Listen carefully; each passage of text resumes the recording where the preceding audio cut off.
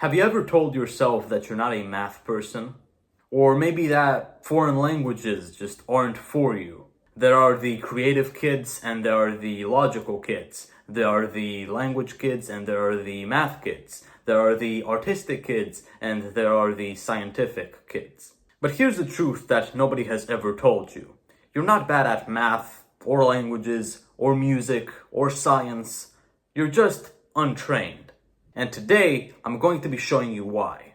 The idea that there are multiple types of intelligences or that there are multiple types of brains feels comforting, right? Oh, I'm just more of a language person. Oh, I think in a visual format. That's why I'm not good at math. But science and, honestly, straight facts doesn't really back that up the way you think. Your brain isn't a bunch of little boxes. It's a giant network. Yes, some people will have early advantages, like exposure, encouragement, and maybe even a little bit of natural talent. But your ability to learn isn't something unfixable.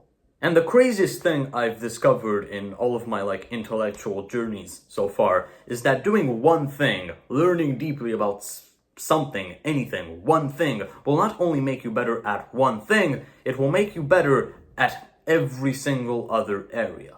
Learning French will somehow make you better at math. Think of your brain like a web. When you learn something new, let's say, you're learning French, you aren't just learning new words. You're training memory, you're training pattern recognition, you're learning how to think in abstract ways, in a sense. And guess what? That intellectual effort, that intellectual drive, is going to be the exact same thing for math.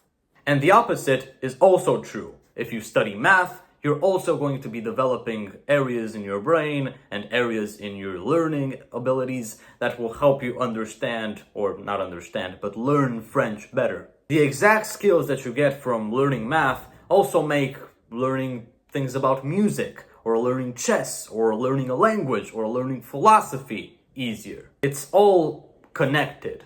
Fucking intertwined.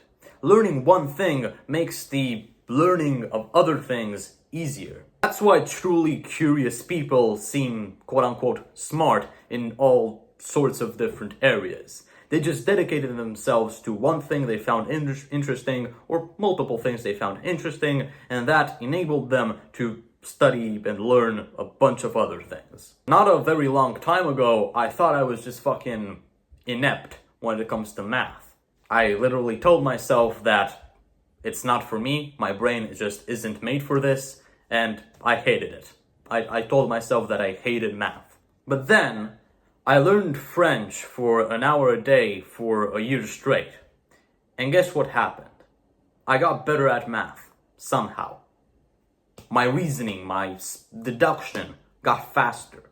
I practiced my French every single day, and somehow I became smarter in every single area of my life. Why? Well, probably because my brain was literally building new connections. It was learning how to learn. So when I went back to things I didn't previously understand, it felt a lot easier to begin to understand them. And that's when I realized it was never about being good or bad at something. It was about passion. It was about training. And I swear, this isn't just a motivational speech. There's literal science behind this. There's this thing called neuroplasticity. Your brain is literally neuroplastic. That means it rewires itself every single time you learn something new. Basically.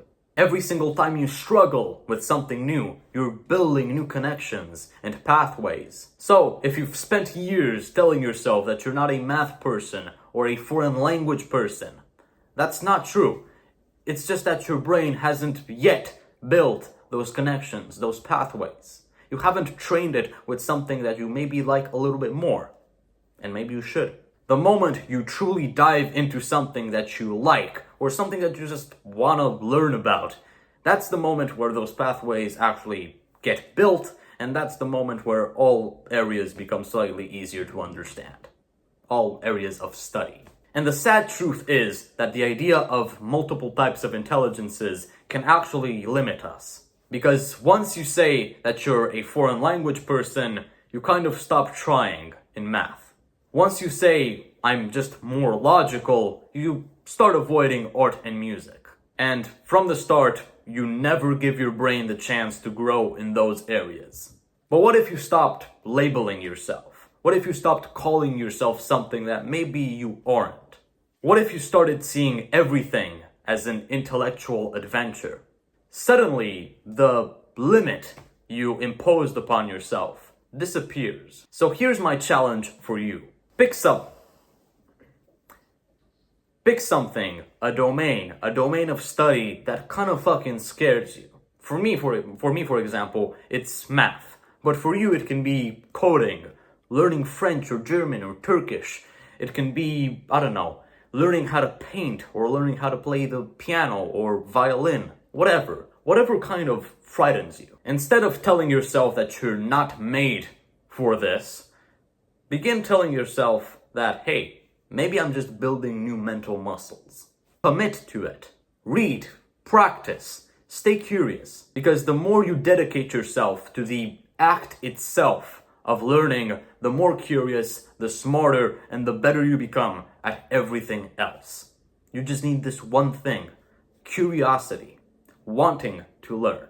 Hope you enjoyed this video. Subscribe to the YouTube channel and leave a like because it kind of helps me, I guess. This is a remake of one of my earlier successful videos, so maybe you can watch that if you want a more primitive take on the subject. It was unscripted and rhetorically kind of bad, but whatever. I've had a decent glow up, I guess. I'll see you later, and stronger and smarter and more curious than ever.